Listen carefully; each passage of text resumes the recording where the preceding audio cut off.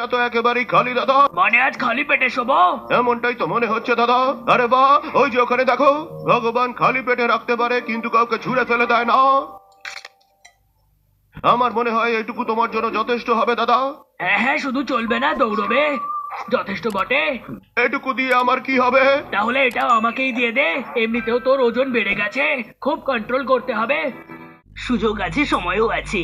আংটির বিজনেসে সেলস গার্লের কাজের জন্য চুগলিকে অফারটা দিয়েই দিই। একবার রাজি হয়ে যাক, তারপর কামাইয়ের পর কামাই। চুগলি, তুমি কি চাকরির জন্য রেডি? ওই দেখো, ছোটবেলা থেকেই আমি ওখানে যেতে চাইতাম। চলো না আমার সাথে, খুব মজা হবে। চলো ব্যবস্থা করি। আরে ও তো পাত্তা না দিয়েই চলে গেল। আরে ও যাচ্ছেটা কোথায়? এসব আমার দ্বারা হবে না, উঁচুতে উঠলে আমার ভয় লাগে। আন্টি আমাকে বলতেন যারা সূর্য ওঠার আগে ঘুম থেকে উঠে পড়ে তারা 100 বছরেরও বেশি বাঁচে। কিন্তু আন্টি এটা বলেননি উনি কেন তাড়াতাড়ি চলে গেলেন। আমি বলছি, আন্টি যদি আপনি দুধ গরম করে খেতেন তাহলে আজ আপনি আমার জন্য দুধ গরম করে দিতেন। এটা যতক্ষণ গরম হচ্ছে ততক্ষণ একটু ঘর গুছিয়ে নেওয়া যাক, কারণ এটা যদি আমি কোনো সুপার হিরো হতাম তাহলে এক চুটকিতে পরিষ্কার করতাম। আরে এটা কি হচ্ছে? আন্টির ভূত এসে গেল না তো? গাছ লাগানোর মজাই আলাদা। আমার খোকা কুকুরা তাড়াতাড়ি বড় হয়ে যাও, এখন আমি নিশ্চিন্তে বসে ওদের বড় হতে দেখবো। তোরাও কি সেটাই ভাবছিস যেটা আমি ভাবছি? এই অপেক্ষা করাটা বড্ড ঝকমারি।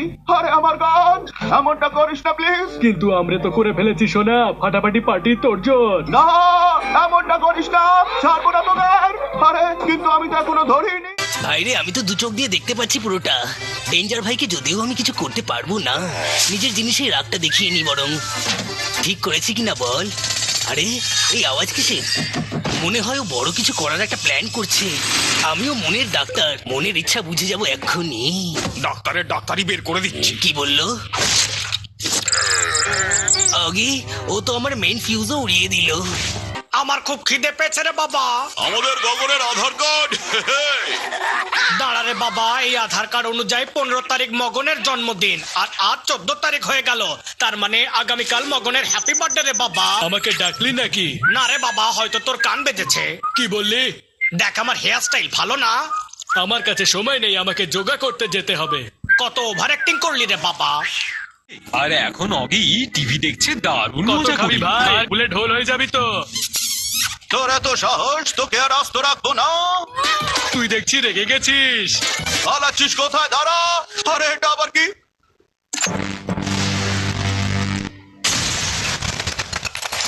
আরে এখানে আবার সেই ঐতিহাসিক লাইন বলার সময় এসেছে। ফাটলো বোম, আগুন বেরোলো, অগি পুড়ে ছাই হলো। বাই বাই দাদা। বাই বাই অগি, জীবনে কিছু করিস। আগে নিজে কিছু করে দেখাও, আর আমার সুটকেসটাকে এনে দেবে।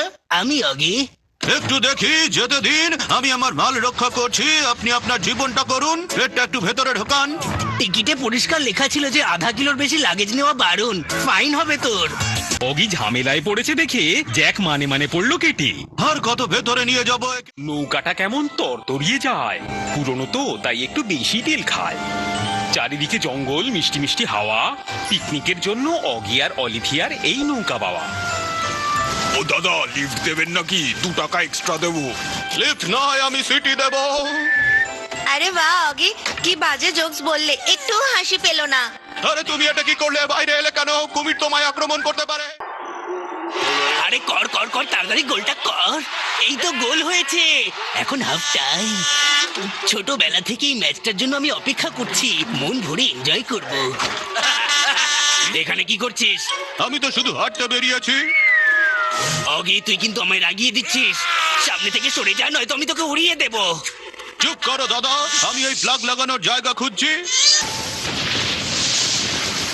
আজ প্রথমবার আমার খুব ভয় করছে অগি।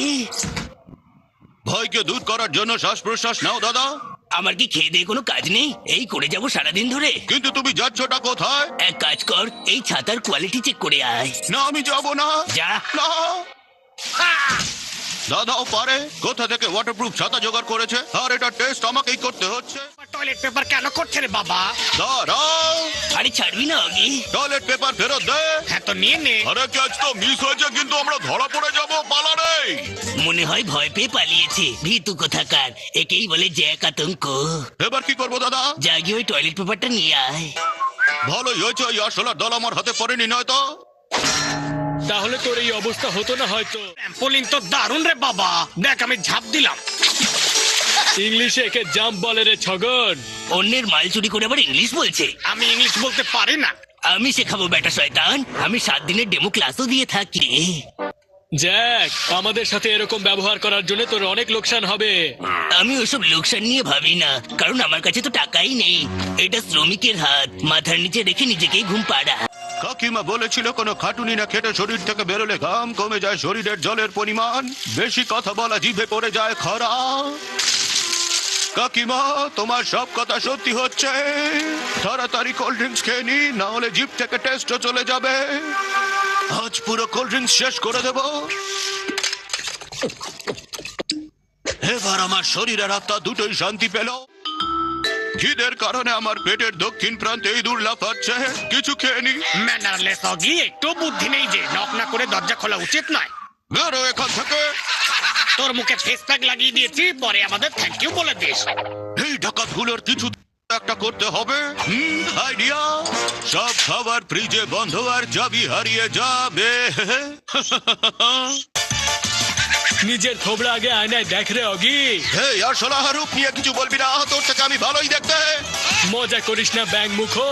আমি ব্যাং নই। ব্যাঙের মতোই তো দৌড়স তুই। আরে ছগন, কে বলতো কার্তিক, আমি না অগি। অগি রে বাবা। করে দে থোবড়া পরোটা। দাঁড়াও, আমার রোগা হওয়ার স্বপ্ন নিশ্চয়ই পূরণ করব। আরে এই জগৎ সংসার তো আমায় সাপোর্টই করছে না। এক্সারসাইজও করতে হবে। Tick 1, tick 2। আরে এই টিকটিকা তো আমার পেটে কাঁদুকুদু লাগছে, বেশ মজা লাগছে। চল বন্ধুরা, এর মজাকে সাজাতে বদলে দেওয়া যাক।